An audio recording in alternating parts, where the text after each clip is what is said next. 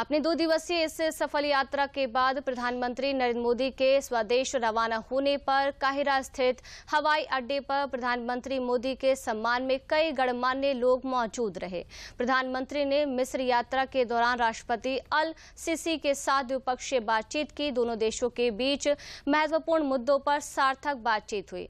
विश्व की 2 पुरातन सभ्यताओं वाले देशों के संबंध नए सिरे से नई ऊंचाइयों पर पहुंच रहे हैं।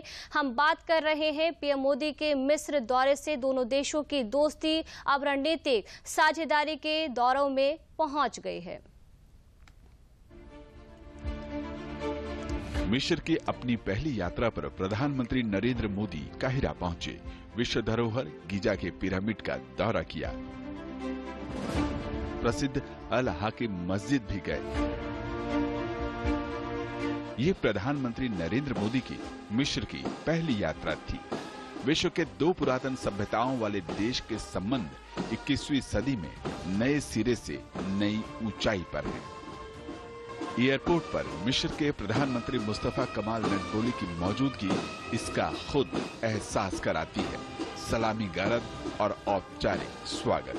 26 साल बाद ये किसी भी भारतीय प्रधानमंत्री की पहली द्विपक्षीय यात्रा रही। प्रधानमंत्री नरेंद्र मोदी और भारत के सम्मान में सर्वोच्च नागरिक पुरस्कार ऑर्डर ऑफ नाइल भी दिया गया। मिस्र और भारत के बीच रिश्तों की ये नई शुरुआत सांस्कृतिक, आर्थिक और रणनीतिक लिहाज से काफी अहम। मिस्र के राष्ट्रपति अल सीसी के साथ द्विपक्षीय मुलाकात में दोनों ही नेताओं के बीच दिखी ऊर्जा इस रिश्ते को बताने के लिए काफी है। वार्ता के दौरान व्यापार, निवेश, रक्षा, सुरक्षा सहित सांस्कृतिक और सामाजिक संबंधों को और भी मजबूती देने पर चर्चा हुई। दोनों देशों ने द्विपक्षीय रिश्तों को रणनीतिक साझेदारी में बदलने के लिए एक समझौते पर हस्ताक्षर भी किए। इसके अलावा 3 अन्य समझौते कृषि, पुरातत्व, प्राचीन धरोहर सहित प्रतिस्पर्धा कानून के संबंध में दोनों देशों के बीच हुए। It was very clear from those discussions and the MOU and the agreements that were signed later on that the 2 leaders gave particular focus on enhancing the political and security cooperation, defense collaboration, trade and investment ties, scientific and academic collaboration and strengthening of people-to-people ties.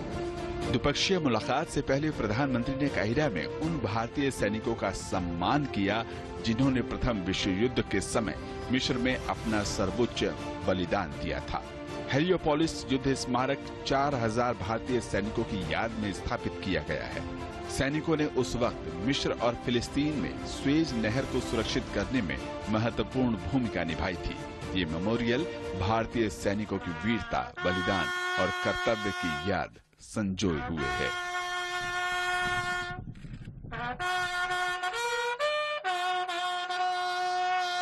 प्रधानमंत्री नरेंद्र मोदी ने यहां पर आकर शहीदों को श्रद्धांजलि दी, जिसमें भारतीय सैनिक भी खास तौर से मौजूद हैं।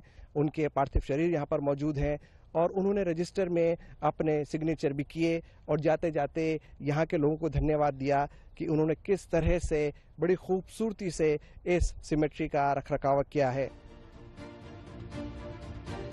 वॉर मेमोरियल से पहले प्रधानमंत्री ने 1000 साल पुरानी मस्जिद अल हाकिम का भी दौरा किया।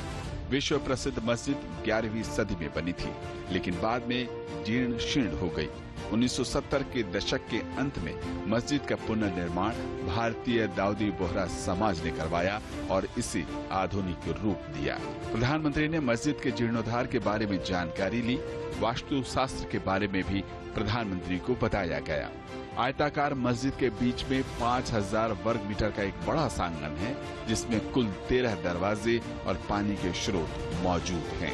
मिस्र और भारत के बीच सांस्कृतिक सूत्र और लोगों के बीच संबंधों को लेकर प्रधानमंत्री ने सराहना की। इसकी एक वजह भी है, जब प्रधानमंत्री शनिवार को काहिरा स्थित होटल पहुंचे थे तो वहां मिस्र की बेटी ने हिंदी में गाना गाकर प्रधानमंत्री का स्वागत किया था।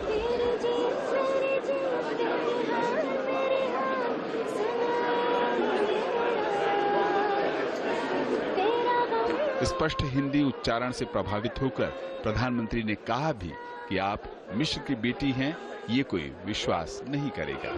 किसी को पता ही नहीं चलेगा कि आप मिस्र की बेटी है कि हिंदुस्तान की बेटी है।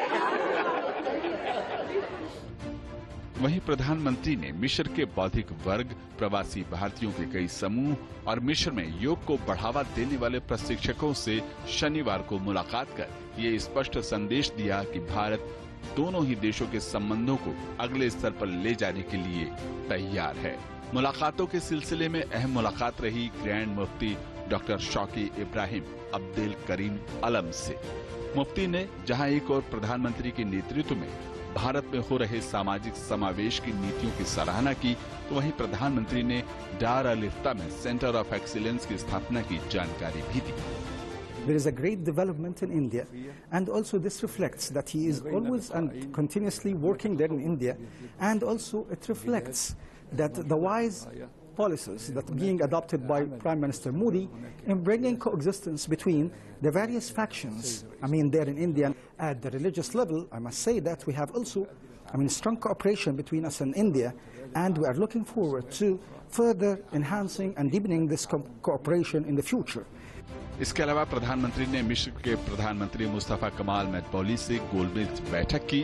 चर्चा के दौरान व्यापार, निवेश, नवीकरणीय ऊर्जा, green hydrogen, IT, digital payment platform, pharma सहित अन्य मुद्दों पर बातचीत हुई। इसके अलावा मिस्र के व्यावसायिक जगत के प्रमुख चेहरों में से एक हसन अल्लाम और मिस्र के प्रख्यात लेखक और साझेदारी कर एक नई शुरुआत कर रहा है।